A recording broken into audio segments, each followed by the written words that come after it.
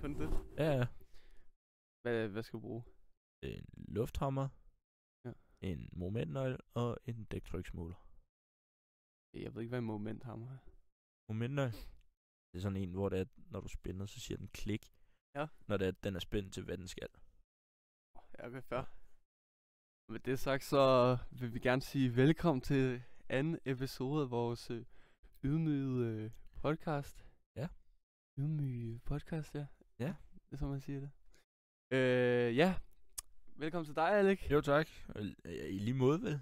Jo tak. Altså, ja, vi har fået anskaffet os nogle nye, bedre mikrofoner. I hvert fald en af dem. Ja, en. Men den burde ikke... Nej, den virkede. Burde ikke den være så virkede meget fint. rafle om der. Ja, altså... Hvor skal vi starte? Altså, hvad... Har du lavet noget? Vi har ikke optaget sidste uge, kan jeg se. Det er den 10. vi optog, er jeg rimelig sikker på. Så vi har ikke optaget i... En uge er det jo så. Lidt mere, Ja, er det 2 ikke? uger er det jo så egentlig. Jo. Vi ikke har optaget i, så der er sket en masse. Der er en masse, der er sket med, for eksempel, der har været landsholdspause. Den er pænt vigtig. Ja, det må man sige. Altså, ja, det er det, der sker, når man laver podcast. Tekniske fejl hele tiden, og især når man ikke er professionel, ikke? Ja. Men altså, vi er tilbage på sporet. Ja. Men ja, som vi kommer tilbage, hvis vi lige skal komme tilbage, så ja, der har været nederlag i form af landsholdet og Ja. Og vores klubhold. elskede klubhold Tottenham. Også lidt opgang med FCK i går. Ja, det var meget dejligt. Ja, det må man da sige. Altså, det var da også på tide med noget Med en sejr. noget godt, ja. Ja. Men ja, altså, vi har anskaffet os en ny mic. Shout-out til Pelle, der lige har anskaffet den til os. Det er fandme sødt af dig. Ja, og vi har faktisk mulighed nu for at lave tremandspodcast. Ja. Så det synes jeg lige, vi skal give en klapsalve for. Ja. Yeah. Ej, men det er sgu... Altså, det er godt med en ny mic, fordi hold da op, der var godt nok meget... Altså, hvad kalder man det? Meget poplydagtigt. Poplyd Ja. og... Ja. Hvad kalder det sådan... Ja, Wow, støvsugerlyd, hvis man kan Præcis. sige det sådan, ikke? præcis. Det er dejligt med en ny mic. Bestemt. Ja. Vi har legnet. Vi skal faktisk være lidt hurtigere, end hvad vi var sidste gang. Lige... Ja. Fordi du Vi skal har- for eksempel til træning i. Ja, vi har nogle ting, vi skal nå i dag. Det er det, jeg har afleveringer for. Ja. Den er der at være gymelev. Ja, det er jeg glad for, at jeg ikke er. Det kan jeg også godt forstå. Nogle gange. Ja. Men ja, altså skal vi lige gå igennem punkterne, vi har i dag. det kan vi da sagtens Altså, du gøre. har også, i forhold til sidste gang, så har Ja, Alec jeg også... har skrevet 3 punkter ned i dag, Ja. i forhold til sidst, hvor jeg ikke havde skrevet noget ned overhovedet. Nej, det er Men, skide godt. Men ja, jeg har valgt at skrive et punkt ned, der hedder Derby-sejr, hvilket er i forbindelse med FCK og Brøndby, Ja. selvfølgelig. Så har jeg skrevet North London Derby, som vi allerede har været meget lidt inde på med, at det var lidt uheldigt, og det ikke gik så godt. Og så har jeg skrevet Liverpools krise. Altså den situation, de står i lige nu, med at de ikke performer, som de gjorde sidste år, med næsten det samme hold. Ikke? Høj niveau. Ja, det er det samme hold nærmest. Altså, Ja, men nogle de udskiftninger, ikke? rammer bare ikke niveauet lige for 100%. tiden, vil jeg sige. Så. Ja. Det er, hvad jeg har skrevet ned. Hvad med dig? Ja, jeg har skrevet, hvad har vi lavet på det seneste? Det har vi faktisk nærmest lige gået igennem. Så har jeg skrevet snak om Tottenhams nedgang. Og så gennemgang af landsholdet. Og så en lille hurtig quiz, vi måske lige kan nå, hvis vi har tid til det. Ja. Så det er et meget hyggeligt program. Det er ikke noget... Det bliver ikke særlig langt. Nej, det gør det ikke. Det bliver nok en time. Det gør det. Men altså, ja, vi prøver i hvert fald at sætte tid af til det. Ja. Men det er lidt svært, når man er 2 travle mennesker som os, som der Ja, bestemt. hele tiden laver noget. Ja. Om det er ishockey eller noget, Ja, skole. noget skole Et eller eller andet. det tredje. Men ja, altså, vi kan også lige faktisk gå igennem, altså, det landskampspausen. Landsholdspausen. Landsholdspausen, ja. Sorry, det er lige mig. Jamen, Altså, det har faktisk for en gang skyld været spændende. Ja, for altså, set med danske øjne, så har det.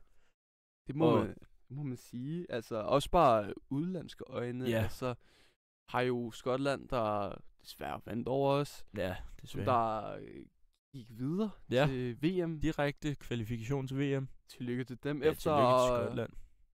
Ja, efter hvor mange år var det nu? For mange. Tror, I forhold til, hvor godt et hold de har nu, så er det for mange. Ikke sådan noget 30... Jo. Ja, det er jo sygt. Altså, Nogle af 30 år, tror jeg. Altså, det er godt nok vildt. Altså. Men de har jo godt nok også fået opbygget et solidt hold. Ja. Altså, det må man bare sige. Der er stjerner på næsten alle positioner på det hold nu. Årets Serie A-spiller, Scott McTominay. Ja. Du har en som McGinn, altså meget solid spiller. Ja, solid Premier League-spiller. Har rigtig meget Premier League-erfaring, som man kan tage med. Kaptajn Andy Robertson, Liverpool-legende, Premier League-legende. Ja, også ekstremt meget erfaring på den position. Der er rigtig meget erfaring. Og så har du nogle spillere, der måske ikke altså gode igen, hvis man tænker Premier League-standarder, men stadig kan levere på et landshold, sådan Adam Che og sådan noget. Altså, det er jo bundsolidt, kan man sige, og det er også nok derfor, at vi blev slået af dem. Ja, altså, bestemt, og så spiller vi bare heller ikke, som vi ved, Danmark kan spille fodbold. Ja, det er... Brian Riemer, han sætter en forkert startopstilling, vil nogen sige. Ja. I hvert fald imod Hviderusland. Så kan det godt være, at vi har nogle spillere, der er i fare for karantæne. Men man stiller stærkeste opstilling, når det er, man kan kvalificere sig direkte til VM. 100%. Og man ikke behøver at skulle ud i playoff-kampe mod nu Nordmakedonien. Det er rigtigt. Altså, og det er også bare vildt, altså, at jeg føler, altså, som så mange journalister har snakket om, udlandske journalister, det er jo det samme holdopstilling nærmest hver gang. Ja. Altså, bestemt. Lige med nogle få udskiftninger. Ja. Jeg har en spiller som Eriksen, der ikke har spillet, var det et halvt sæson? Ja. Som der lige pludselig kommer ind på landsholdet igen, som om han har haft hans bedste sæson. Ja, præcis. Altså, nej, det har han ikke. Det har Christian Eriksen ikke. Christian Eriksen har haft sine gode år. Det har han, og respekt for det. Altså, en af Danmarks bedste spiller den der generation X, eller hvad en af Danmarks bedste spillere nogensinde. 100%. Vil man jo godt kunne sige. 100%, men i hvert fald generations bedste spiller. Ja. Vi har en som Schmeichel. Ja, det er bare blevet tid til, at han er væk. Han skal væk. Ja, han klarer det super godt i Celtic. Ja, udover mod Midtjylland. Men der er ikke nogen, der klarer det godt mod Midtjylland i Europa League. Godt nok solid. Men det er bare tid til at vi siger farvel til Schmeichel-æren, og siger goddag til noget nyt som Philip Jørgensen eller Mads Hermansen. Så kan det godt være, at de sidder på bænken i Premier League-klubber, men de har større niveau, end Kasper Schmeichel har lige nu. Må man i hvert fald gå ud fra, altså. Og så har vi sådan en som Frederik Rønnow, der spiller hver kamp nede i Union Berlin også. Det er også det, altså man burde virkelig have taget nogle år, altså der hvor han var i, nu har han faktisk været faldet lidt af på den, på hans top. Ja, men Rønnow, men altså man skulle måske have bygget lidt mere på ham for 2-3 år siden. Ja, der hvor han da han var på toppen i Bundesligaen med Union Berlin. 100%. Da de kom i Champions League og vandt kampe i Champions League. Og der skulle man, altså i stedet for at beholde Michael, skulle man måske lige lave et generationsskift der. Ja. Bestemt. Lige prøve nogle nye kræfter af, fordi Schmeichel er jo rigtig god målmand. Altså, det kan vi komme udenom. Dygtig på sin dag. Det må man sige. Men han er bare ikke ramt niveauet, i hvert fald for landsholdet her. I lang tid. Nej, præcis. Og det kan virkelig også ses, altså når han laver sådan en fejl, som han gjorde mod Skotland.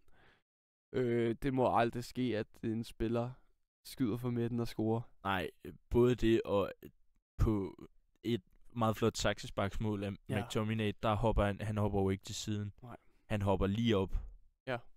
Altså, det er så noget vi er ude i, at det er bare, som landsholdsmålmand på det danske landshold, der skal man kunne forvente, at det er godt hver gang.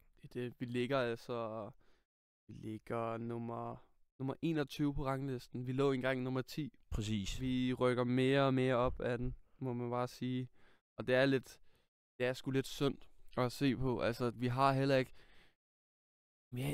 ikke, altså, der er ikke nogen på den her startopstilling, ud over sådan Froholt. Altså, hvor man tænker, okay, de spiller fandme godt for deres hold. Ja, altså, bestemt. Det er faktisk virkelig...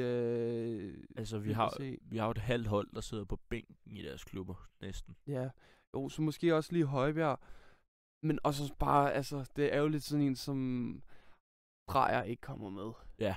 Det må man bare... Altså, han er blevet nomineret til årets spiller i MLS. Så kan det godt være, det er MLS. Laver 27 mål, tror jeg. Præcis, men altså, det er jo helt vanvittigt, at sådan en mand ikke er med, for eksempel. Jeg tror, han var syg. Det var noget med det. Ja, det kan faktisk, kan godt være. Jeg tror, han var syg, men ja, altså, han var jo også god for sådan 2 år siden. Ja, hvor han spillede i Anderlecht, ja, hvor han også var deres bedste spiller. Ja. Hvor man heller ikke lige... Eller O'Reilly, hvor han havde haft en sindssyg sæson for Celtic også. Ja, eller O'Reilly nu, for eksempel i Marseille, sammen med Højbjerg. Ja, altså... Altså, de to, altså Marseille, de er jo gode. De er ikke dårlige i år. De spiller god fodbold. Ja. Jamen, det gør de. Altså, sammen med Greenwood, ikke? Ja, altså, Greenwood, der er topscorer i... Selvom man virkelig ikke kan undre ham det, altså. Men... Greenwood, der er topscorer i Ligue 1. Eller hvad fanden den hedder? Ligue 1. Ja, det er vildt. Det er faktisk vildt. Også en mand, der godt kunne blive udtaget til det engelske landshold snart. Mason Greenwood. Tror du virkelig, at sådan moralsk set, at han kommer til det? Nok ikke. Altså, han har jo en dårlig fortid. Meget dårlig fortid. Ja, men man har set spillere med dårlige fortider, der er kommet tilbage, ikke? Før i tiden. Der har man. Altså, du har set folk som Luis Suarez, så kan det godt være, at det ikke var en sexskandal. Men det var voldsskandal nærmest. Han bed folk jo. Han har jo bidt flere mennesker på en fodboldbane. Altså, men han er jo stadig kommet godt tilbage. Og det må man har stadig spillet sine gode år, kan man sige, ikke? Jo, 100%. Så. Ja. Men enten det engelske, og hvis han ikke bliver udtaget der, så vil jeg snart råde ham til at tage på det jamaikanske landshold. Jeg kan gerne sige. Det er altså det er noget af et hold, de kan få lavet sig, hvis det er. Det kan de, men de kunne ikke engang vinde over, jeg kan ikke huske, altså, det var et eller andet helt væk hold. Altså, hvor de ligesom, altså... Ja, hvor det er, at de bare ikke spiller. Ja, men altså, det var mod Curaçao. 0-0. Curaçao? Er det Curaçao? Ja. Nå, men altså, det er fordi, jeg har spansk på A-niveau, så siger jeg Curaçao. Det er sådan noget, man siger. Ja, som, altså, ligger nummer 2 i deres gruppe. Curaçao ligger nummer 1 og er gået videre til VM. Altså, det er jo lidt. Ja. Og så sidder vi her i Danmark og tænker, vi skal spille kval mod Nordmakedonien. Ja. Når sådan et land der er med. Altså, det er helt sindssygt.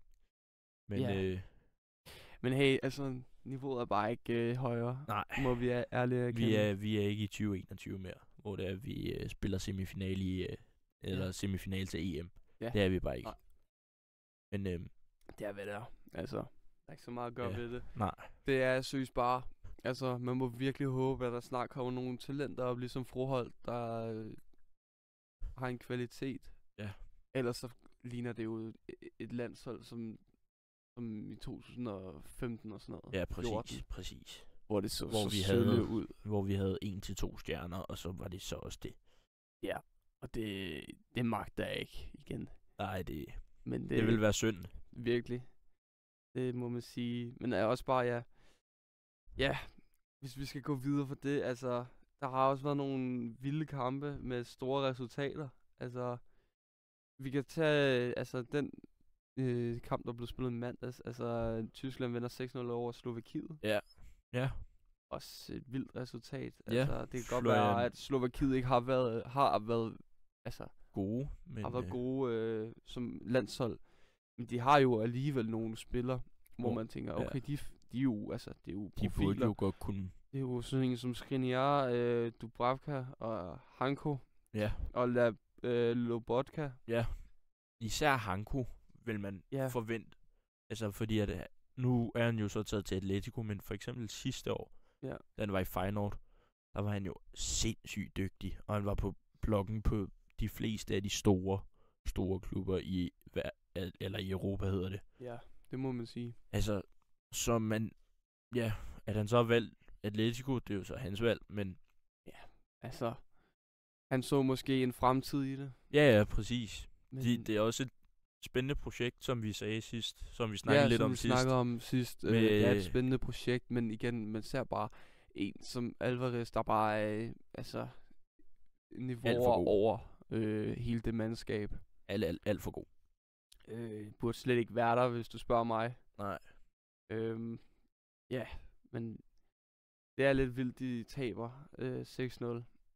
Må man sgu bare sige. Altså, ja. Ja, det er vildt. Og så har vi et landshold som Norge.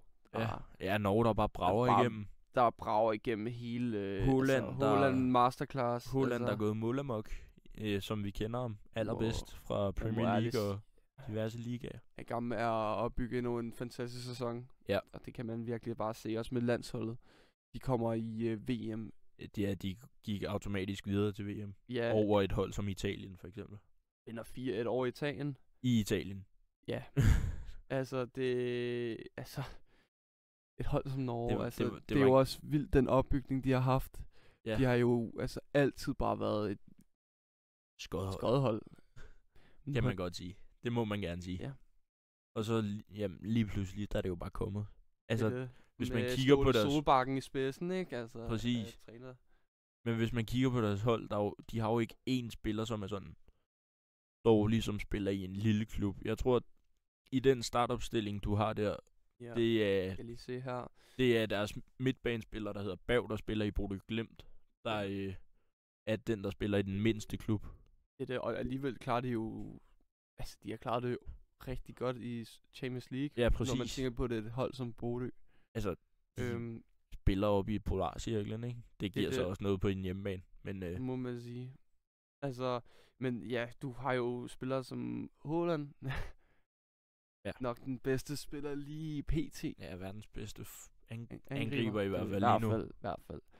Så har du en spiller, som der virkelig har vist sig frem i dag, eller det her, den her sæson. Antonio Nusa fra Leipzig. RB. Altså, RB Leipzig. Også rigtig dygtig. Ung spiller. Ung talent. Laver ikke så mange assist eller mål, men viser sig bare på banen, at de 2 kampe, jeg har set med RB Leipzig. Ja. Han er hurtig som lynet. Ja. Altså, og han scorer også et mål, for eksempel, ikke? Jo. Rigtig flot mål mod Italien. Ja, det må man sige. Altså, så har vi Alexander Sørloth. Har lidt en dårlig sæson i Atletico i år, men det er stadig en spiller, hvor man... Altså, det er jo stadig en spiller, der lavede...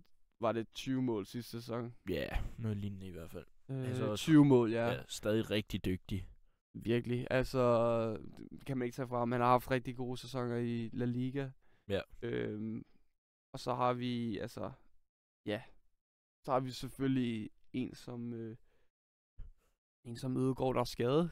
Ja. Men altså, det viser os bare den kvalitet, ikke noget mod, men stadig. vi har.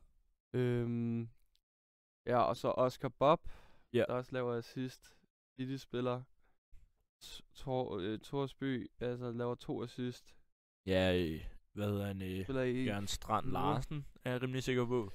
Ham fra Wolves kommer ind og... Ham, som jeg sagde, er virkelig dårlig. Ja.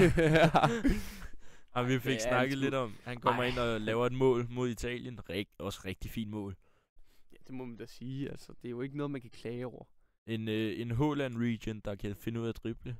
Ja. Lignede han i den kamp, vil jeg gerne sige. I de 10 minutter, han fik. Hvis han altså spillede sådan der, som man gjorde mod Italien i Wolves, så kan det måske være, de... så kunne det være, at de bliver op. Men, kan man da have lov at men, håbe som Wolf-fan. de skal også, de skal også have noget mere end for at blive op, end bare ham. Ikke? Ja, virkelig. Altså, der er jo, altså, nu kigger jeg på alle spillerne. De spiller alle sammen i top 5 ligaer. Præcis. Nyland, Sevilla, Ager, Brentford, Ryerson, Dortmund, Ja. Hugem, Bologna, Møller Wolf, spiller i Wolfsburg, eller nej, Wolves, Fulham, Berge og sådan noget. Ja. Det er jo alle sammen spillere, altså, der spiller i en god klub. Ja, Altså, ja. I hvert fald i respektive klubber. det er det. I Og der top kan man 5 jo ligaer. se forskellen med Danmark nu, ikke? Ja. Hvor der kommer spillere fra Superligaen og skal prøve at gøre noget. Altså, det sejler lidt. Det må man sgu ærligt indrømme. Nicolas Narti, der... Ja. Men han er jo også god. Ja. Altså, han bliver jo også Gør solgt det. næste sæson. Altså, det må man da håbe for hans karriere. Altså, Narti. Noah Narti eller Nicolas Narti? Du mener ham i Brøndby, ikke? Jo, ja. Ja, det Noah er Narti, rigtigt, ja. Men også... Det er også en mand, der godt kunne komme op på landsholdet snart. Ja, A-landsholdet. men også Noah Narti. Han skal virkelig også væk. Hvor er det nu, han spiller? Jeg kan ikke helt huske det. Stuttgart. Ja, han... Nicolas Narti i Stuttgart og Noah Narti i Brøndby. Ja, det er rigtigt. Og så, ja, men... Altså, det er gode... Det var en middelmådig landshold, vi havde med, kan man sige, i forhold til, hvad vi kan have med, og hvad vi burde have med, og hvad vi plejer at have med. Jeg ved ikke lige, hvorfor jeg tænkte... altså, Byttede lige rundt på. jeg bytter lige rundt på dem. Men altså, jeg er også... Nicolas Narti spiller i 3. liga. 3. Bundesliga. Ja. Altså... Eller... Ja. Han er i hvert fald rykket derned. Ja, nede på B-holdet. Og det er så en spiller, vi udtager til det danske landshold. Ja. Men, ja. Ej, men det er ikke noget imod ham, men altså, det... Nej. Der kunne du jo altså tage til Noah Narti. Du kunne for eksempel have taget hans bror med, Noah Narti. Ja, der er klart, der er måske Superligans anden bedste spiller, 3. bedste spiller. Ja, i hvert fald, han er i hvert fald i top 5 i Superligaen. Det er han da. I hvert fald. Altså, han gør det sgu Han er godt. rigtig dygtig. Der må man også gerne give nogle flowers til Brøndby, når de... Ja, når de har en spiller, der er god, så må man gerne. Det må Men ellers så skal man ikke. Skal de bare ned. Ja, det skal de. Ligesom de gjorde. Ligesom de blev kørt ned i går, kan man sige. Skal vi faktisk ikke bare tage den? Jamen, jeg føler, vi har gået igennem det rimelig godt. Jeg vil gerne starte på den i hvert fald. Ja. Mads Emil Madsen. Ja, med hans bedste kamp i FCK-trøjen. Han viste virkelig, hvorfor det var, man havde købt ham. Ja. Og hvordan det er, han kan spille fodbold. Ja. Han har været skuffende i de første par kampe, han har spillet. Ja. Og han har været meget på bænken, fordi han ikke har været god nok simpelthen. Men i går, der var bare et eller andet, der sagde klik-agtigt. Ja, det er jo, at han ikke bare. Fik en scoring i hvert fald. Det kunne han var tæt på et tidspunkt. Ja, det kunne man godt lige under ham, det der skud der. Ja, den der går lige over som pensredder. 100%. Men altså, han viser, at han er det værd, som FCK har købt ham for. I går i hvert fald. Så må vi jo så håbe på, at han kan holde det op. Men ja, han viser i hvert fald en god kvalitet til de afgørende kampe. Præcis. Så kamp, ja. Han ekstremt dygtig spiller af, hvad vi så i går i hvert fald. Ja. Og så har vi jo så bare en målmand i går, der på en eller anden måde kunne finde ud af at bruge hænder, og ikke så farlig ud for eget hold. Ja, han spillede faktisk han lavede ikke sådan nogle store fejl. Nej. Der var tæt på at koste mål. Så skulle man tro, han ville gøre i en så stor kamp som den. Men det gjorde han faktisk ikke. Ja. Men, ja. Altså, jeg synes, jeg brugte rigtig meget tid på at snakke. Ja, du var rigtig god til at snakke i kampen. Ja, jeg ved med ikke, Jonas og Pelle. Ja, jeg kan godt lide at være lidt spydig, når det gælder sådan noget. Men jeg synes jeg synes virkelig, at det så godt ud på mange punkter. Men stadig ikke noget, hvor jeg tænker, okay, vi er tilbage. Nej. Altså, Nej, det må jeg overhovedet ærligt ikke. indrømme. Det så ikke meget. Nej, altså Det så ikke særlig overbevisende det var ud. en Superliga-kamp, og man kunne bare se niveauet. Det var ikke godt i Der går. var rigtig meget klumpespil. Ja, Klumpedummespil. det var ikke flot fodbold i går fra nogen af holdene. Nej. Og man kunne også måske have appelleret for, at der ikke var straffe. Ja, det vil man sagtens kunne. Det er Og lidt så, en dommerbedømmelse. det er en svær dommerbeslutning. Det er sådan en, der både kan dømmes og ikke dømmes. Ja, det må man sige. Det kan man jo også se på den måde, Michael Oliver valgte at dømme Tottenham i går, for eksempel. Ja. Det var heller ikke lige fremprængende. Ja, den skal vi til her om lidt. Men ja, altså, det var bare vigtigt. Altså, jeg havde sgu forudset, at Jordan, han ville sparke den over. Gjorde han heldigvis, ikke? Nej, heldigvis ikke. Altså, lige i midten af målet. Lige i midten, altså, Pence var faktisk tæt på med fødderne. Men noget heldigvis for os, ikke at lige ramme den. Desværre for Brøndby. Desværre for Brøndby. Men ja, det er lækkert med en sejr, men det er også bare sådan, altså, jeg tror ikke, det er det, der gør, at det er vendepunktet. Nej. Jeg tror lige, der skal lige nogle ændringer i forholdet. Der skal gå et par kampe. Det ser bedre ud i dag, end i går for Næstrup. Ja, bestemt. Og især hvis han havde tabt i går, så havde det virkelig ikke været godt. Og så, nu kan man så sige, at nu har vi en chance for, at vi kan få point i Champions League også. Ligger på en 4. plads, ikke? Jo, men... Så der er 3 point væk fra Brøndby. Præcis. Så der er jo stadig håb for sæsonen, men vi må bare erkende, jeg tror ikke... Altså, det er ikke i år. Jeg tror ikke, det er i år. Og det er meget irriterende, det er sådan, fordi, altså, som alle siger, FCK det er en klub, der skal vinde hver sæson. Ja. Men det kan vi jo bare ikke. Nej. Det er som om, man kan ikke når vi får Champions League, så kan vi bare ikke lige spille 2 sæsoner. Altså, ja. Men der er jo heldigvis også chance for nu, her på onsdag, at tage point i Champions League mod Kairat Almaty på hjemmebane. Ja. Det er altså et hold fra Kazakhstan, der flyver hele vejen her til København, for at skulle spille på en af de muligvis sværeste udebaner for et hold på grund af stemning. Men ja, kan vi jo ikke også sorry jeg afbryder, men kan vi ikke også lige snakke om det med at FCK-fans ikke møder op? Ej, okay. Ej, lad os bare glemme det. Ja. De var der i går, må man sige. Ja. Det var et fyldt parken, der man kunne høre tydeligt. Der var godt gang i den. Ja. Og flot tifo også. Rekordmestre. Ja, rekordmester, ja, den er sgu fin. Altså, ja. Måske lidt sådan upassende sted at gøre det nu, eller at gøre det i går, altså, når vi har haft sådan en nedgang. Ja. Men det kunne have været fedt til starten med sæsonen. Ja. Bestemt. Men ja. Altså, udmærket kamp. Altså, det var da spændende, fordi de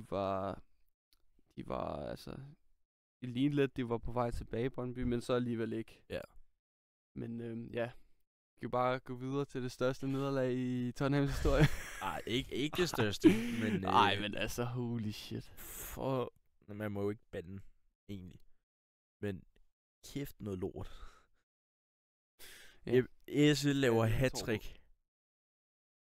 Og en spiller, vi gik efter. Meget hårdt efter. Jeg vil ikke engang snakke om det næste. Som nærmest var done deal. Ender med at score hattrick mod os. Ja. Og så står vi tilbage med en spiller som Xavi Simons. Som faktisk kom ind og gjorde det rigtig godt i går. Ja. Han gjorde det ekstremt godt i går. Man kunne se spillet, det skiftede fra at være i Arsenals hænder til at være i Tottenhams hænder. Og det var også der, hvor Richarlison han så scorede, ikke? Det var, jeg tror faktisk, det var på en bolderobring af Xavi Simons. Jo. Som så endte ved Richarlison. Ja, Palhinha lavede jo assist. Ja. Ja, det er ikke. Altså, ja, det kan ikke nytte så meget, når man allerede er bagud. Med 3-0. Men det var skuffende at se i går. Den burde have stået 5-0 faktisk. Den kunne sagtens have blevet meget mere end 4-1. Den skulle have stået 5-0. Den skulle have været meget mere end 4-1. Altså, Men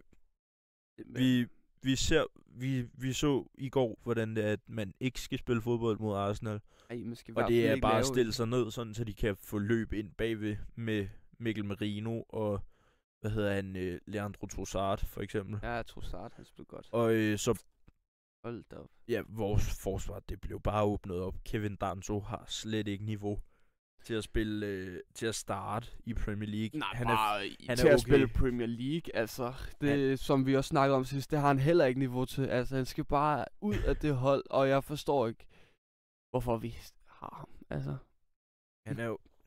Han er okay til at komme ind de sidste 20 minutter for at hætte væk. ja, men så er han sgu heller ikke bedre. Men så er det heller ikke mere end det. Og Miki Van de Ven, altså hold. Ja, Han er blevet rullet rundt. Ja, han Han er blevet decideret rullet han er begyndt på at spille sådan en god kamp, en dårlig kamp, en god kamp, en dårlig kamp. Og det skal stoppes. Det skal virkelig stoppes. Og Romeo, ja, jeg var bange for, at han fik et rødt kort i går. Det vil jeg gerne sige. Han, når det er Tottenham kommer bagud, og det er dommeren dømmer en vej, og det er imod Tottenham, så er der altid chance for, at Romeo han får et rødt kort, og det ved man. Ja. Der er ikke så meget at gøre. Men ja, det var en lidt noget af en kamp. Nogle dommerkendelser, som ikke var helt rigtige på de fleste punkter, vil jeg sige. Der var selvfølgelig også nogle rigtige, men ja, det var ikke dommerens skyld, at Tottenham tabte. Det var fortjent nok i går. Nej, altså, det er det i hvert fald ikke. Det er ikke, når man får scoret 3 mål af Esse. Ja. Altså, cadeau til ham. Ja, altså, men hold da op. Ja. Det var noget af en røvfuld. Og det er det, som jeg siger. Altså, selvom vi vinder nogle kampe og sådan noget nu, og vi ikke ligger i bunden, så altså, det er jo godt. Det er jo godt nok. Altså, nej, overhovedet ikke. Det må aldrig vi må aldrig nogensinde tabe 4-1 til vores overhovedet rivaler. Ikke. Slet ikke. Jeg håber virkelig, at vi kan få det ændret. Ja, det skal bare vendes, og det er nu. Ja, der skal laves nogle ting om, og vi skal starte med, at vi simpelthen skal begynde at spille noget mere offensiv fodbold. Ja. Vi har et rigtig godt, dygtigt, offensivt driblende hold. Ja, vi har og spillere, ikke så gode til det defensive. Nej, vi har spillere som Mathis Tel, Rodobert, Xavi Simons. Altså, alt for mange gode offensive spillere. Som er unge, og som er dygtige med bolden på fødderne. Ja. Men vi udnytter det bare ikke, fordi i går, der vælger vi at stille os i en 5-bakkæde, hvor det er, at vi bare står og klor. Skal være bag bolden. Altså. Ja, det var... Med Richarlison på toppen, som heller ikke skal være på toppen. Nej. Og starte. Det er imponerende, at han stadig ikke starter. Ja, men det er jo det er vores kære ven Thomas Frank, der vælger og ser, hvad der sker. Der går ud og siger undskyld. Ja, det er jo... I stedet for, ja, altså bare sige, ja, det er min beslutning. Ja. Altså, du behøver ikke at sige undskyld. Det er meget sødt af dig, men det er bare embrace, altså, du har lavet den beslutning, og så, ja, man skal jo prøve nogle ting af. Ja, det viser også bare lidt sådan, at måske han har givet lidt op på nogle ting. Og det er bare, det kan jeg bare ikke lide ved en træner, at man, altså så dårligt er du heller ikke i, altså placeringsmæssigt. Nej, overhovedet ikke. Altså, vi ligger nummer 9, og vi har chance for stadig at kunne komme op i Champions League-pladserne. Det var alligevel... der er stadig over en halv sæson tilbage. Altså. Du er alligevel lige 8 pladser over en sidste sæson. Præcis. Det tager tid at bygge et hold, der har været så meget i nedgang som Tottenham. Og ja, det er fedt nok, han prøver at lave det der fis, han havde gang i går. Men det skal gøres på en bedre måde, hvor det ikke bare er sådan spontant, bum, nu spiller vi... nu spiller vi defensivt fodbold, og som vi gjorde med Mourinho, og så sparker vi bare bolden væk. Ja. Vi gik udelukkende efter at få en uafgjort, og det kunne man bare se. Ja. Og det er ikke sådan, Tottenham skal spille fodbold. Vi skal ikke være defensive. Nej, vi skal være offensive. Vi skal lave kreativ fodbold med de spillere, som vi har. Vi skal lave dybdeløb, vi skal lave kontraangreb. og vi skal altså bare være bedre til at lave afleveringer. Ja. For hold nu op, hvor er vi dårlige til at lave afleveringer på det hold. Vi skal have en ny midtbane. Ja, altså nej, men altså, Palinja, jeg kan godt lide Palinja, dog. Ja, Palinja er sindssygt dygtig. Han må gerne blive. Men Bentancur... Bentancur, han er ikke teknisk dygtig. Han skal videre nu. Men han er ikke teknisk dygtig, og han laver faktisk, altså, jeg synes bare, han går rundt på banen, og bare er der. Ja. Jeg synes ikke, han bidrager sådan rigtig noget til holdet. Nej. Det er lidt ligesom bare at have Fellaini på holdet. Nå, men helt seriøst. Shit. Det er ligesom at se Alexander Isak for Liverpool. Ja, altså. Det går jo heller ikke. En mand, der også bare er der. Ja. Ja, og med det sagt, så lad os gå videre faktisk til dit punkt. Ja, Liverpools krise. Vil du starte med at sige noget om det? Jamen, jeg kan jo starte med at sige, at det går ikke særlig godt for Liverpool, som de fleste jo nok har opfattet og har set.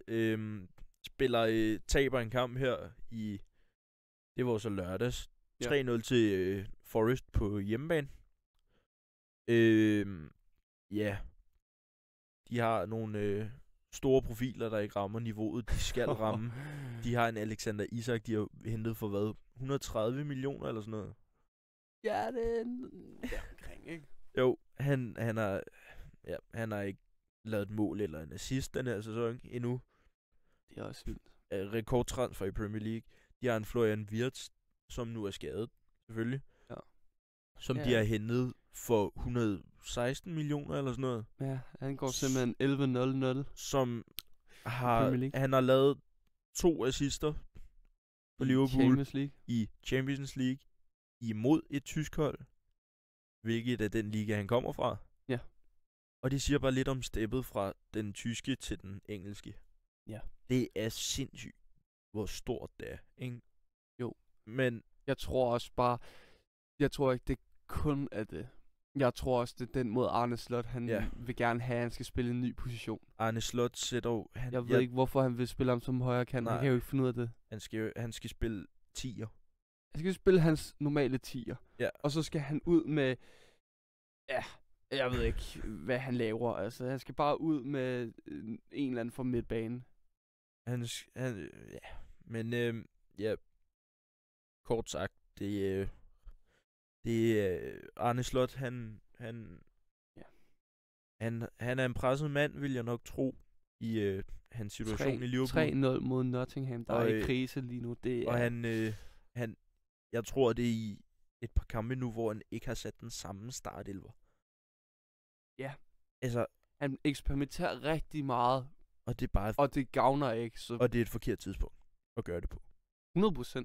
Men det som du også sagde lige der til at starte med, det er jo imponerende, at man går for en sæson, hvor man har nærmest præcis det samme hold. Ja. Udover man mangler spillere som David Nunes og Diogo Jota. Og Jota selvfølgelig. Og hvad hedder nu?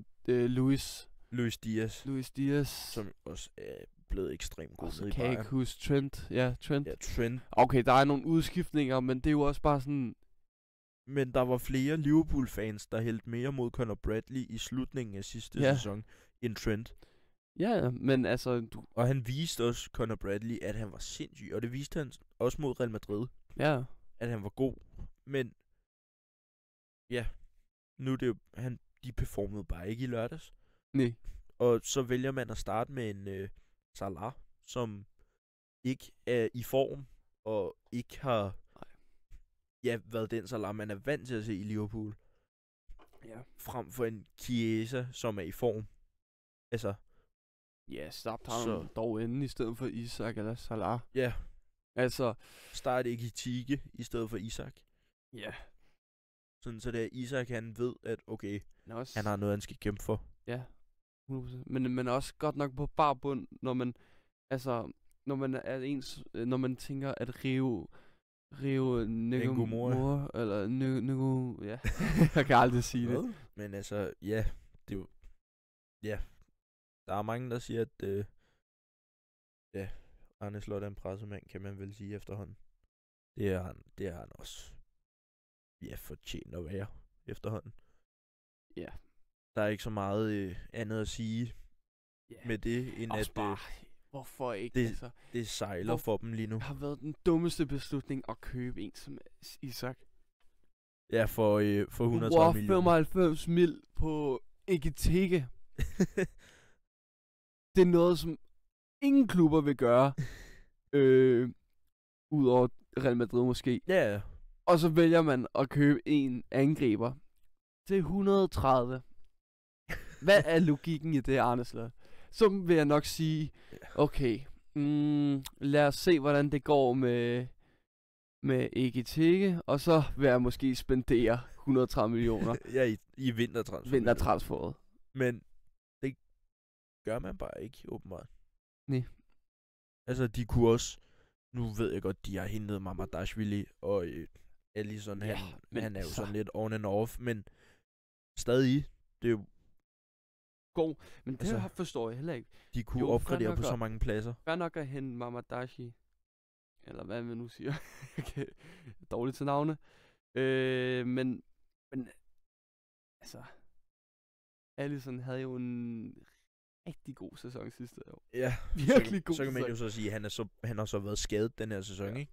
Men så kommer han tilbage her mod Forest, og Liverpool var jo presset i bund. Han laver jo redninger hele tiden. Ja. Jeg tror, han havde 7 redninger eller sådan noget. Det er jo helt sindssygt. Ja. Mod Nottingham Forest. Det er et hold, der ikke havde vundet en kamp, før Sean Dyche kom til. Ja. Altså... Ja, det er også vildt, de kan vinde kamp nu. Altså, ja, det er Sean Dyche-effekten. Det var i hvert fald ikke Ange-effekten, kan man sige. Nej, er du sindssyg? Ange Postecoglou, det var ikke... Ja. Altså, vinder 3-1 mod Leeds og 3-0 mod Liverpool. Det er nogle fine resultater. Det er jo meget... Er det ikke hans 2 første Premier League-kamp for dem? Jo. Præcis. Jo. Det er jo rigtig godt. Det er meget stabilt. Meget stabilt, altså. Det er jo... Ja. Man må sige, at de har vendt skuden. Ja. Og det er også, ja, som jeg sagde, det er fedt at have et hold som Nottingham med. Som jeg sagde sidste podcast. Jeg kan godt lide dem. Jeg er ikke så begejstret for dem. Nå, okay. Jeg synes, det... Men det er mest på grund af deres ejer. Ham er jeg ikke så begejstret. Ja, okay. Men hvis man ser bort for det, og deres... hvis man kigger måske på deres historie og... Ja, historie, det er... Deres spillere og sådan noget. Det er en historierig klub, må man sige. Og så har de nogle spillere, som man synes er sådan, hvad kan man sige, seje-agtige. Chris Wood for eksempel. Ja. Morgan Gibbs White. Ja. Og deres Matt Sells. Deres forsvar, Ola Aina. Ja, Callum Hudson-Odoi. Altså, så sidste år i Lange, ikke? Jo. Men altså, det var... Ja. Det var sidste sæson, det var jo mega fedt hold. Mega spændende hold at kigge på. Ja. Og som man kan sige, sidste år var der en, der lavede en karriere med Forest i Premier League. Ja. I år der er det jo så bare Sunderland, men ja. Det er jo meget af det samme næsten. Udover Sunderland, det er jo så bare første sæson tilbage i Premier League. I rigtig mange år. Ja. Og i Forest, det er jo så deres 4. eller 5. sæson tilbage. Så, men ja. Vinder 3-0 mod Liverpool. Liverpool, kæmpe krise lige for tiden. Ja, ligger på en 11. plads. Præcis, ligger under United. Er rimelig sikker så på. ved man er i krise. Og United har ikke spillet lige så mange kampe. Nej, det er rigtigt, de skal jo spille. United skal spille i dag mod Everton. Mod Everton. Det er også en spændende kamp. Det må de gerne tabe. Ja, why not? Så gør de ikke over Tottenham. Ja, nej, men det... Men ja. Og Sunderland er jo også mistet lidt form her for tiden. Ja. Altså, hvis vi lige skal kigge på dem også, altså... Deres starplayer, Granit Xhaka, han performer ikke. Det gjorde de i hvert fald ikke mod Fulham, mener jeg. Ja, de spiller jo uafgjort mod Arsenal, det er meget fint. Det er rigtig godt. Men det er rigtig godt. Flot. Jeg tror også bare, altså, nu ligger de på en 20. plads. Det kan jo sagtens være, at de kommer jo op igen. Der er jo ikke så langt. Der er jo ikke langt til... Hvis Sunderland ender i Europa, ikke? Ja, så ved jeg ikke, hvad så det er jo sindssygt. Skal der komme en ny sæson på Sunderland til at dig? Nyoprykker ender i Europa, og så rykker de ned samme år, som de er i Europa. 100. Ja. Og det ved man bare. Ja, sådan er det for mange hold. Altså, Second hvis man season kigger på syndrome. det, hvis man kigger på andre ligaer. Ja. Altså Fiorentina. Nej, ikke Fiorentina. Nej, Fiorentina, de er faktisk ved at rykke ned. Er de? Yes. Nå, simpelthen. Men hvad er det nu for et hold, jeg tænker? Der er et hold, jeg tænker for Serie A. Det kan også være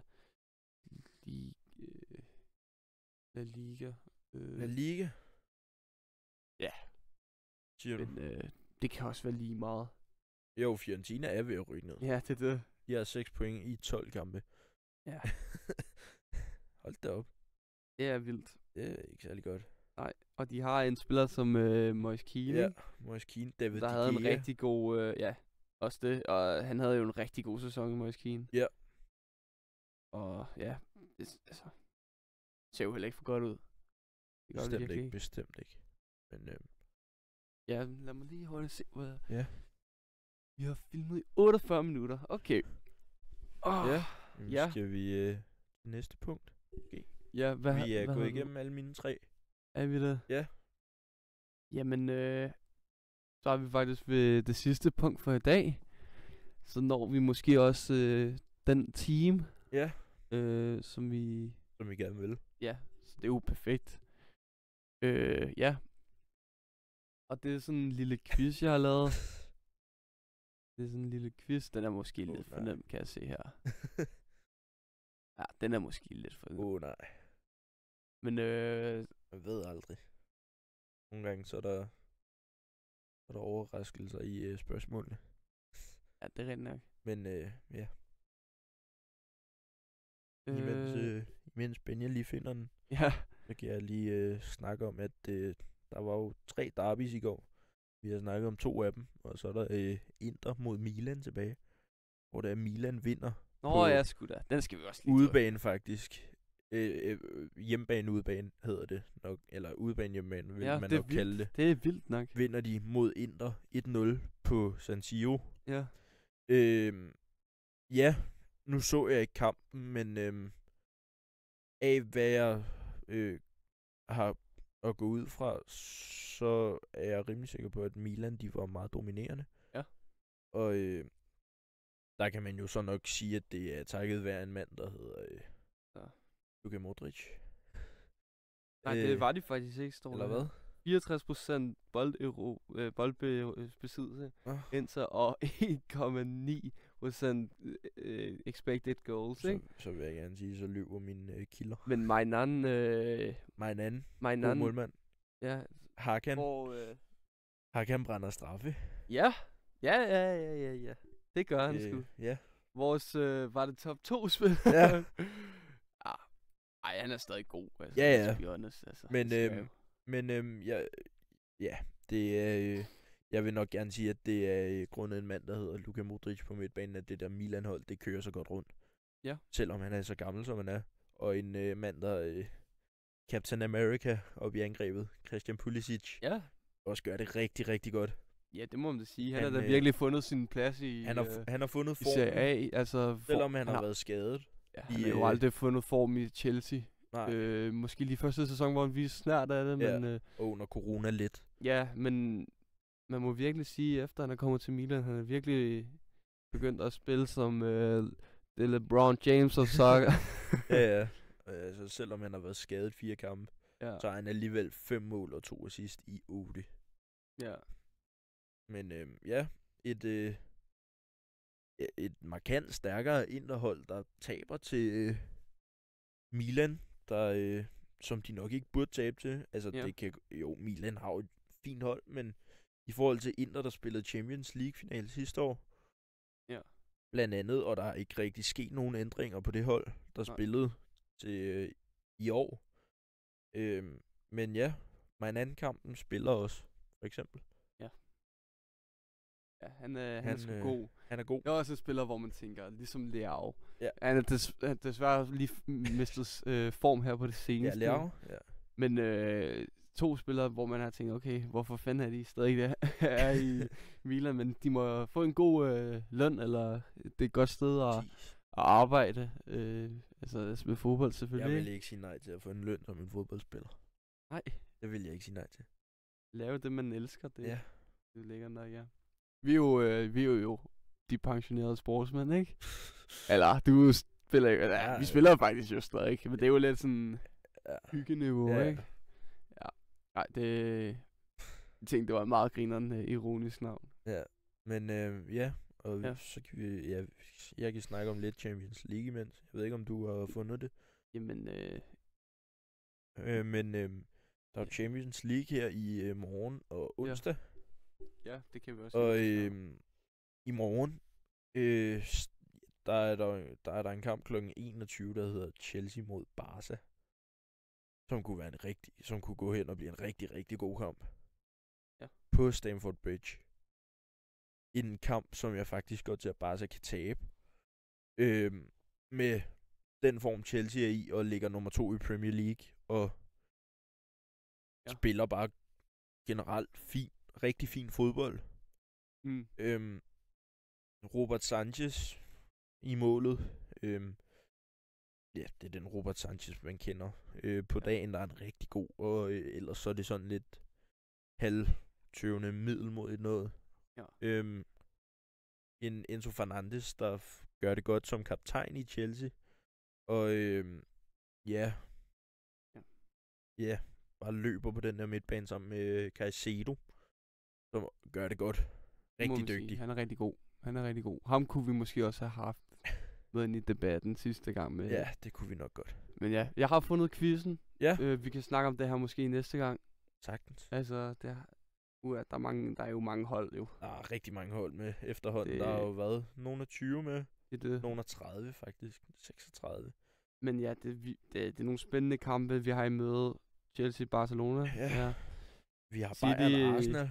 Ja, Leverkusen. Ja, okay, Leverkusen er måske... Ja, Leverkusen, det er sådan lidt... Arsenal, Bayern, ja. Ja, og så har vi...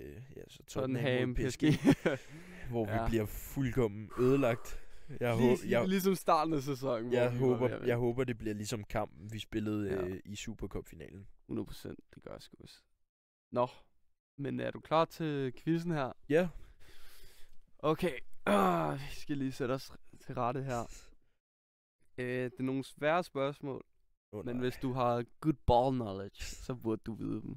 Det har jeg jo slet ikke. Ja, men skal vi tage første spørgsmål? Ja, kom med det. Hvilken træner var den første til at bruge genpresning som en filosofi? Gegenpres. Der vil jeg nok skyde på, at det er Jürgen Klopp. Er det forkert? Det er forkert. Nej. Den er ikke god. Kan du gætte, hvem det ellers er? En tysker. Jeg ved simpelthen ikke, hvem. Det er en, som der er meget hadet i, altså af en bestemt spiller. Meget hadet af en bestemt spiller? Ja. Eller ikke meget hadet, men i hvert fald ikke, han bryder sig ikke om ham. En bestemt spiller simpelthen? Ja. Nå, men altså... Det kan jeg simpelthen ikke regne ud. Ralf Rangnick. Ja. Han er østriger. Ja, jo. Ja. Hvem siger du, han er hadet af? Ja, kan du huske det med Ronaldo der? He's not even a coach. Ja, det er god tid. Ralf Rangnick simpelthen. God tid dengang, hvor han var pisse sur på United. Det var sjovt. Det var ligesom en reality show. Altså. Ja. Nå, men så kommer vi til spørgsmål nummer 2. Hvilken forsvarsspiller er den eneste i historien at vinde Champions League, VM, EM og Ballon d'Or? Champions League, VM, EM og Ballon d'Or.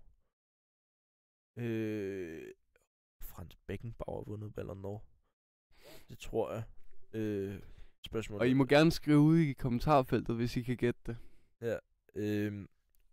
Så kan vi lige se, om I er rigtig på den. Jeg tror faktisk godt, jeg ved det. Fabio Cannavaro. Ding. Ja, det er rigtigt. Han vandt Ballon d'Or i 2006, plus VM, Champions League, og han har også vundet en EM, ikke? Ja. Den lille italiener. Sindssygt dygtig. Eller vent lidt. Nej, han vandt ikke EM. Nej, har han ikke vundet EM? Nej, det gjorde han ikke, nej. Nej, jeg ved ikke hvorfor jeg har skrevet det. What? Så blev vi bare skammet. Ja, sorry. Simpelthen. Sorry, vi er bare nogle gutter, der godt kan lide at snakke om fodbold. I skal ikke tage det, som om vi har alt fakta i orden. Overhovedet ikke. Slet ikke. Jeg ved ikke en skid. Er du klar til den tredje? Ja. Hvilken klub betalte den største udgående frikøbsklausul i La Liga? Udgående? Altså, ja.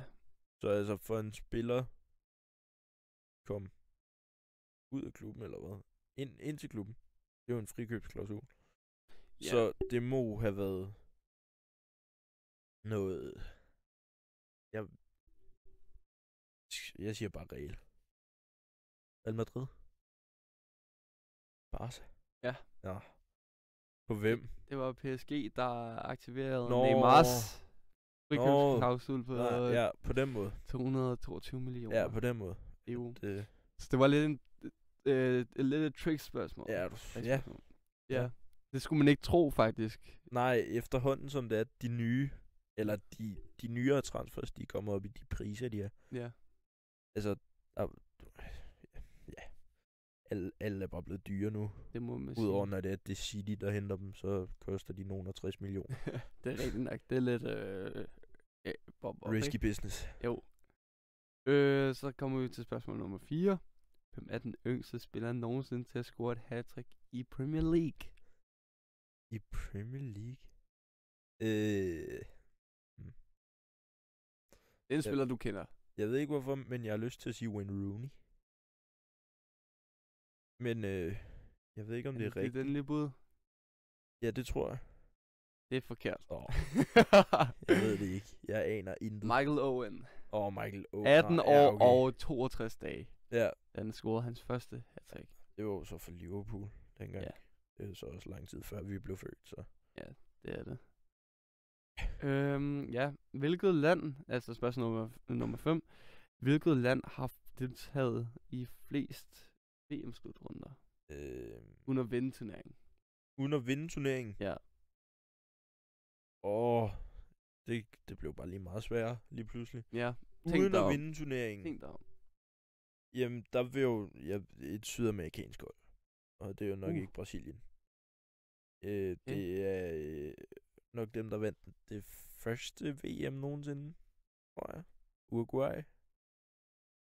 Ellers så er det, det er Argentina eller sådan noget. Det er godt gæt. Men Uruguay. Det er, okay. Det er forkert. Det er Mexico. Mexico? har været i 16 VM-slutrunder uden at vinde. What? Ja. Det er mange. Ej, hvor skørt. Ja, det er mange. Så kommer vi til spørgsmål nummer 6. Hvem er den eneste målmand nogensinde til at tage flere end 2 assist i en Champions League-sæson? Så lave flere. Til at lave mere end 2 assist i en Champions League-sæson? Ja, lave flere. Jeg ved ikke, hvorfor jeg skal optage. Det er sikkert Peter Schmeichel eller sådan noget, Manuel Neuer, fordi de kan kaste sindssygt langt. Eller kunne. Jeg ved ikke, hvor langt Peter Schmeichel kaster længere. Nej. Men det aner jeg jo ikke. Det er sådan virkelig random stat. Ja, virkelig. Ja, jeg siger nok Manuel Neuer, tror jeg. Ding, ding, ding, ding. Ja, er det rigtigt? Det er sgu rigtigt. Ui, det er første rigtigt. Han, ja, det er din anden. Du fik også Cannavaro. Du sagde, han var forkert. Nej. Og han var ikke forkert alligevel. Det var bare EM, som jeg skrev. Det har han ikke vundet. Nå. Ja. Men han lavede 2 assist i en Champions League-sæson. Hold da op. Ja. Respekt. Ja, det er meget godt. Respekt som målmand og 2 assist. Det må man da sige. Nu kigger vi så på Ederson, der har lavet 5 eller sådan noget i Premier League. Men det er sådan noget andet. Ja, det er rent nok. Det er også vildt. Altså. Jamen, så kommer vi til det sidste spørgsmål. Spørgsmål nummer 7. Ja. Hvilket hold slog Barcelona 8-2 i Champions League? Hvilket hold, der slog Barcelona? Altså, der vandt 8-2 over Barcelona. Og så kommer der lige et twist, for det ikke skal være så nemt. Og hvilke spiller lavede både mål Og selvmål i kamp. Ja, Kan du huske det? ja, der er min gode kammerat, der hedder Noah Alsing, eller god kammerat, en af mine holdkammerater, der hedder Noah Alsing, der er rigtig stor Barcelona-fan, så han er rigtig glad over det, og det bliver nævnt, er jeg rimelig sikker på. Ja. Det var jo så Bayern München i, under corona, og det er vist nok David Alaba, der nu spiller for Real Madrid. Hvis jeg ikke tager helt fejl, der lavede både selvmål og mål i kampen fremad. Hvis jeg ikke tager helt fejl. Det var forkert. Nej. Altså, Hvad var det? det var Filipe Coutinho. Han lavede da ikke selvmål. Gjorde han ikke? Nej. Jo. Alaba lavede selvmål. Coutinho scorede bare generelt. Coutinho scorede 2 mål og lavede et selvmål. Han lavede ikke selvmål. Alaba lavede selvmål. Jeg er 100. Jeg er 300%. Men, ja. Wait a second. Og jeg vinder Champions League. Det er faktisk... Wow, det er fordi, jeg har fucket op på spørgsmålet. Du har ret i det. Ja, det er Alaba, ikke? Ja. Men ja, der var 2, der scorede 2 mål, ikke? Ja. Det var Møller og Coutinho, Nå, ikke? ja. Jeg ved ikke, hvorfor... Ja, Müller, ja. Ja, jamen, ja. Det... Jeg ved ikke, jeg har fucket op i mine noter. Ja, ej, det er også det, når jeg, altså... Ja, når man har lidt travlt med skole. Når der er tidspres. Når der er tidspres, ja. Men ja. Hvad skal du så i løbet af ugen her? Skal du se noget fodbold? Ja. Ja, når jeg har tid. Ja. Det er ikke lige hver dag. Nej, desværre. Nej, same her. Men hvor mange fik du rigtigt? Du fik 3 rigtigt? 3 ud af 7, tror jeg. 3 ud af 7 rigtigt. Kan blive meget bedre. Næste gang, så er det mig, der skal svare på så... en quiz. Det må det være. Så må du blive Så må testet. jeg blive udstillet. Altså, jeg svarer alt rigtigt. Minus ball knowledge. Nej, det gør jeg ikke. Altså, det gør jeg sgu ikke. Der var i hvert fald på nogle af de der var der minus ball knowledge. Og så var der også nogle af dem, der var rigtig skøre. Ja. For eksempel den der med Mexico. Ja, den er virkelig. Den havde jeg aldrig nogensinde forudset. Nej, men du var tæt på den. Altså, du var på... Ja, jeg var i kontinentet ved siden af, kan man sige. Ja, det må man sige. Så skal vi lige se, hvor lang tid vi har optaget. Vi har optaget 1 time og 5 minutter. Ja. Ja. Det var faktisk det, vi nåede for i dag, tror jeg. Ja. Vi nåede igennem alle vores emner. Og det var... Ja, jeg håber, lyden er blevet bedre nu. Ja. Hvor vi har fået den her fine mikrofon til rådighed. Ja, igen. Tak, Pelle. Ja, tak igen til Pelle. Ja. Har du noget andet at sige? Nej. Ja, og lige noget vi også lige kan sige, det er, at der er ikke en fast dag på ugen, vi optager, så hvis man det bliver meget spontant. Det bliver meget spontant, når vi har tid, så I skal nok bare glæde jer til det moment, når der kommer en podcast ud, fordi vi har ikke tid til at finde en dato, hvor vi kan være sammen hver gang og optage. Så det er bare, når vi har tid. Ja. Og jeg håber virkelig, I har nydt den. Husk, hvis I lytter på Spotify, giv den 5 stjerner. Ja. Og lad være med at drille os med dig, Jonas. Og på YouTube, like. Ja, like, hvis det er, I kunne lide indholdet. Og send nogle blomster emoji i chatten.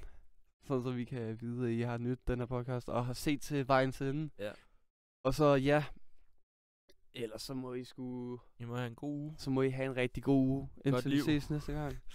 Og jeg håber, I vil følge med. Ja. Ja, frem i tiden. Ja. Kan I have det godt derude? Ej. Fuck, det er koldt.